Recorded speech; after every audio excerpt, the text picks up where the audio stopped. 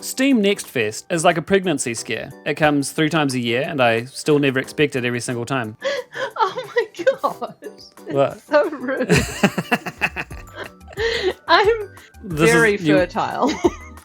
I know that's the problem. For a few years there, demos took a backseat. Demo discs seemed to appear out of thin air when I was a kid, but as magazines ate shit and online gaming took off, things slowed down. Who needs demos when you've got early access and open betas, right? This continued up until about 2018, by my reckoning and my gammy knee, when demos started to trickle onto the Nintendo Switch and include my dearly beloved progression carryover system. There are a lot of contributing factors for why demos mostly went out of fashion. Some point to market research, which has flagged demos as damaging to sales, for example, although try telling that to Enshrouded, a critical darling during the 2023 Next Fest, and a game that sold over 1 million units now. The first Next Fest kicked off in 2020 during the lockdowns, and apart from my frantically gathered collection of handhelds, it's one of the best things that emerged out of that cursed age. Now in 2024, we're in a golden age of demos with over 14,000 on Steam at the moment. This is all a preamble to say, I played some of them, and I did it with the joy of someone who wasn't intending to make a video about it, so there's zero theme or specific genre tying any of these together other than they looked good to me at the time. I did pick one based on one of your comments, so let me know what you've been digging into, and maybe we could do like a part 2 where I say sassy things about your taste in games. Here's what I got up to, not including some absolute stinkers. Sushi Ben. Sushi Ben is about going to a small fishing community that's getting savaged by the true evil of the world, property developers. This is a VR game I tried out on my Tethered Quest 2. It's gonna have a desktop mode as well, so calm down. Aesthetically striking, the skybox alone made me feel like I was trapped inside Steven Universe's universe. You gather ingredients from an ailing sushi shop and slowly get to know the locals. You only have one minigame in the demo, which is fishing. It's mechanically sound, and the storytelling is enhanced with real swish 3D comic panels. Writing comes from the guy that did that pigeon dating sim, and eating sushi with a ripped fisherwoman is something I look forward to doing again.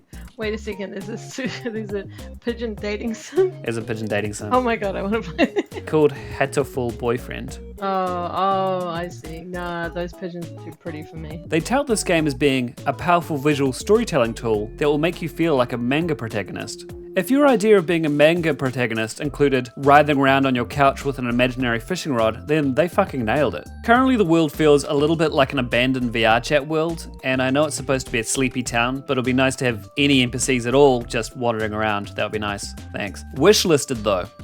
You're gonna have to excuse me for my pronunciation of this next one, but I'm going to do my best. Johan the Palion Numazu in the Moraju. What? Did my best. Winner of the Shit Name Award, this is an incredibly polished card battler starring a protagonist from another game nobody has ever played with a bunch of lore nobody cares about. Which is a shame because the art and animation is gorgeous and the writing so far is absolutely garbage. Gameplay is about choosing encounter nodes and deck building before finally reaching the big boss. HP between battles carries over, so sometimes you'll have to decide whether you want more cards or some TLC. It's also coming to the Switch, wishlisted. Maniac. Maniac remembers that GTA 1 and 2 were so fiddly mission-wise that the games are really just rampage simulators, and that's what this is. The demo is 15 minutes, but the full game necessitates 30, with pressure slowly mounting as you go. If you win the game, you get rewarded with the city calling in a nuclear strike on itself, just out of spite, I guess. That's how it deals with its problems. Yeah, that's how I usually deal with my family Christmas as well. The physics are fun, and you're kept constantly on the move as level ups are physical things you need to collect around town. Each time you make it, you get your choice of buffs. It's a hilarious game, and there's nothing quite like watching ambulances and cops running over droves of people in an attempt to stop you from running over droves of people. I don't know what the longevity of it will be, but the demo itself was a blast. No wish list, but this demo made me laugh out loud. Balatro.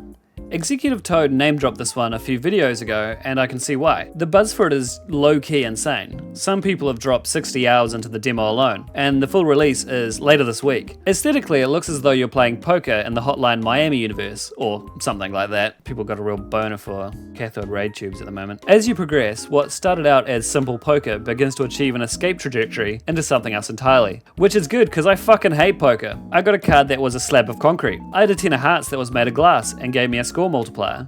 And not one single time did anyone say, "Little Blue Rat, why did you go all in? You have a pair of twos. You don't even know how to play poker. Go home. Nobody even likes you." And I found out that there's a wrong way to play a full house. This is going to be one of 2024's indie darlings, and it's technically a better game than the other deck builder on this list. But you know what? It's not for me. No wish list. But good luck spending the millions of dollars you're about to make, Dev. You deserve it. Anyway, I better get back to randomly mashing demons together with zero fucking idea of what I'm doing in Persona 3. Catch you later. Oh, is that it? That's the whole video. Is that it? Is that it? Do you want more You were videos? supposed to make me laugh. Oh, God man. damn it.